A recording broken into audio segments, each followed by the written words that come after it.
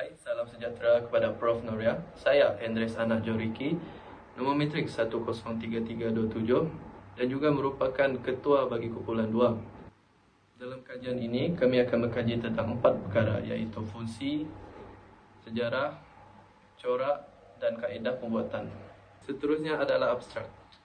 Tujuan kajian ini adalah untuk meningkatkan kesedaran mengenai alat muzik tradisional dan untuk menggalakkan pemeliharaan tradisi. Hal ini penting kerana alat muzik sapeh ini merupakan simbol dan identiti bagi kaum Dayak di Sarawak.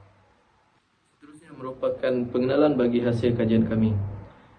Negeri Sarawak terletak di wilayah barat Pulau Borneo, merupakan negeri terbesar di Malaysia. Dengan 40 kumpulan subetnik, masing-masing mempunyai bahasa, budaya dan gaya hidup tersendiri. Sarawak adalah rumah kepada pelbagai kumpulan etnik, termasuklah Iban, Melayu, Cina, Bidayuh, Orang Ulu dan Melanau. Manakala bagi Kuching merupakan ibu kota bagi Sarawak, mempunyai penduduk seramai 458,000 orang. Negeri ini memiliki pelbagai alat muzik tradisional yang unik dan sapeh merupakan salah satu alat muzik yang penting dalam budaya Dayak. Seterusnya adalah penyataan masalah. Kajian kami mempunyai 4 jenis penyataan masalah, iaitu kurang pendedahan. Golongan mudah kurang pendedahan terhadap sejarah alat muzik tradisional sapeh. Yang kedua, minat terhadap muzik moden. Masyarakat lebih minat bermain alat muzik moden berbanding tradisional. Yang ketiga, kekurangan tenaga pengajar. Kekurangan tenaga pengajar yang mahir memainkan alat muzik tradisional. Yang terakhir adalah kurang platform persembahan. Terdapat kekurangan platform untuk persembahan muzik sapeh. Kajian kami merangkumi 4 objektif kajian, iaitu menerka sejarah sapeh, mengenal pasti fungsi sapeh, menganalisis corak ukiran dan menganalisis kaedah pembuatan sapeh. Kami menjalankan kajian kami di Pujut, iaitu terletak di daerah Miri, Sarawak. Salam sejahtera, nama saya Angelina Anak Nelson. Hari ini saya akan membentangkan tentang kajian literatur. Kajian ini merujuk kepada kajian lepas tentang alat muzik tradisional, khususnya sapeh, dan kajian yang berkaitan dengan budaya alat muzik sesebuah masyarakat. Tujuan tinjauan ini adalah untuk mengelakkan pengulangan kajian dan memastikan kajian ini memberikan sumbangan baharu kepada bidang muzik tradisional. Definisi: alat muzik tradisional ini memainkan peranan penting dalam memelihara perpaduan dalam kalangan masyarakat. Alat muzik tradisional secara harusnya digunakan sebagai lambang budaya sesuatu bangsa salah daripada untuk hiburan dan mengiringi upacara-upacara adat tertentu. Rujukan: menurut Patricia Maituski dan James Chopiat 1980, alat muzik tradisional di Malaysia telah melalui proses pengubahsaian dan penyelesaian dalam konteks moden.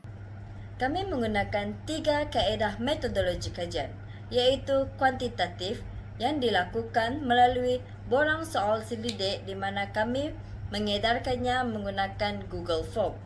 Yang kedua, kualitatif, di mana kami bersemuka untuk bertemu bual dengan responden. Dan yang ketiga ialah pemerhatian yang dijalankan di lokasi kajian iaitu di Miri selama 5 hari.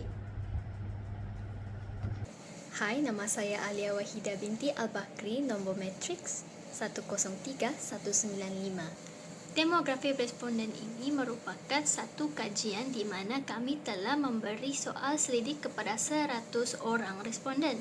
Berdasarkan kajian yang kami perolehi daripada borang soal selidik menunjukkan maklumat berkenaan jantina yang terbagi kepada lelaki dan perempuan. Hasil dapatan kajian menunjukkan terdapat 51% bilangan lelaki dan 49% bilangan perempuan daripada 100 orang responden. Seterusnya, cartapa yang kedua menunjukkan jumlah bilangan responden berdasarkan umur. Dalam cartapa ini menunjukkan 19% bagi yang berumur 20 tahun dan ke bawah. Bagi yang berumur di antara 21 tahun hingga 25 tahun menunjukkan 21%. Bagi yang berumur 26 tahun sehingga 30 tahun menunjukkan 11%. Bilangan tertinggi bagi cartapa ini iaitu 49% bagi yang berumur 31 tahun dan ke atas. Bagi carta pie yang ketiga, menunjukkan jumlah bilangan responden berdasarkan pekerjaan. Dalam carta pie ini menunjukkan 27% daripada kalangan pelajar, 10% bagi yang bekerja di kerajaan, manakala bagi yang swasta terdapat 35%. Bagi yang bekerja sendiri menunjukkan 7%, manakala 21% bagi yang tidak bekerja. Bagi carta pie yang keempat menunjukkan jumlah responden berdasarkan bangsa. Daripada carta pie ini menunjukkan bilangan bagi kaum Melayu memperolehi 10.70%. Bagi bangsa Bidayuh mendapati 12.50%. Bilangan tertinggi iaitu kaum Iban menunjukkan 63.40% dan selebihnya 13.40% bagi yang lain-lain. Salam sejahtera, nama saya Anjali Marbe Anak Nelson. Saya akan membentangkan tentang sejarah sape masyarakat Dayak. Zaman dahulu, asal-usul diciptakan oleh seseorang yang dikatakan sedang menaiki perahu dan karam di Jeramong. Lalu terdengar alunan nada yang indah dari gema, hutan dan sungai. Dari situlah bermulanya penggunaan sape. Zaman moden pula, sape telah mengalami transformasi moden dengan penggunaan bahan baru dan teknik pembuatan yang lebih canggih. Seterusnya, kajian kami telah mengenal pasti fungsi alat muzik sape. Pada zaman dahulu, sape hanya digunakan bagi acara-acara ritual sahaja, iaitu seperti pemujaan roh dan majlis kerohanian. Akan tetapi pada zaman sekarang, sape digunakan bagi hiburan seperti di konsert, festival dan acara pelancongan. Bagi pendidikan pula, sape digunakan untuk melestarikan nilai-nilai tradisional, memperkuatkan karakter siswa dan menanamkan sifat cinta akan budaya lokal. Salam sejahtera kepada Prof. Noria. Saya Alexis Sebastian Anak Alim, nombor matrik 103193. Pada hari ini saya ingin membentangkan kajian kami iaitu menganalisis corak ukiran pada sape. Yang pertama, ukiran pada sape ini mengaplikasikan corak geometri yang melambangkan unsur alam seperti matahari, bulan, bintang atau bumi. Selain itu, ukiran pada sape ini juga mengaplikasikan corak figuratif yang merupakan bentuk-bentuk yang jelas seperti haiwan, manusia, tumbuh-tumbuhan atau objek lainnya.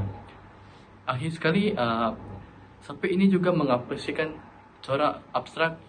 Abstrak ini merupakan hasil daripada emosi, perasaan atau pengalaman spiritual yang hasil daripada pembuat sape itu tersendiri. Itu sahaja daripada saya. Terima kasih. Menganalisis keadaan tradisional yang digunakan dalam pembentukan sape dari segi bahan, teknik serta ketukangan. Dari segi bahan, pemilihan kayu yang digunakan adalah kayu nyatoh, kayu gelunggang dan kayu pelai. Ketiga-tiga kayu pilih atas dasar kekerasan serta tahan lasak. Selain itu, dia juga mudah ditemui di kawasan berdataran rendah. Manakala terdapat 5 jenis teknik yang digunakan dalam pembentukan sape, iaitu penebangan pokok, penggergajian, pembentukan sape, pemahatan serta finishing. Bagi tahap penebangan pokok dipercayai ditebang pada bulan purnama yang bertujuan agar pokok dapat agar sape menjadi lebih tahan lama serta tidak mudah dimakan oleh serangga atau anai. Manakala bagi proses penggergajian, pokok akan digergaji menjadi lebih kepada 2 blok untuk memudahkan tukang kayu menghasilkan sape. Yang ketiga adalah pembentukan sape, di mana sape akan diukir dengan lebih teliti bagi menghasilkan lengkukan badan sape. Seterusnya adalah pemahatan, adalah di mana blok-blok kayu tersebut akan dipahat menjadi bahagian-bahagian tertentu, sebagai contoh menghasilkan leher serta padat lubang resonansi suara untuk sape. Yang kelima adalah finishing, di mana sape tadi yang telah dihasilkan akan dicat menggunakan minyak pelapis untuk memastikan pengawetannya kekal untuk dipakai pada masa depan dan tahan lasak. Seterusnya adalah ketukangan, iaitu di mana terdapat alat-alat yang digunakan bagi menghasilkan sapek. Sebagai contoh, bahan utama adalah gergaji, pisau ukir, palu serta sebagainya. Sebagai rumusan, alat muzik sapek mempunyai nilai serta identiti tersendiri yang hendaklah dipelihara agar tidak hilang di telan zaman. Hal ini kerana remaja zaman kini kurang menggemari bermain sapek. Oleh itu, pelbagai cara hendaklah dilakukan bagi menangani masalah ini. Selain itu, dapat dikenal pasti bahawa penggunaan sapek tidak hanya untuk masa kini agak berbeza berbanding masa dahulu, kerana pada masa kini sapek tidak hanya digunakan untuk majlis ritual namun juga untuk lakukan persembahan.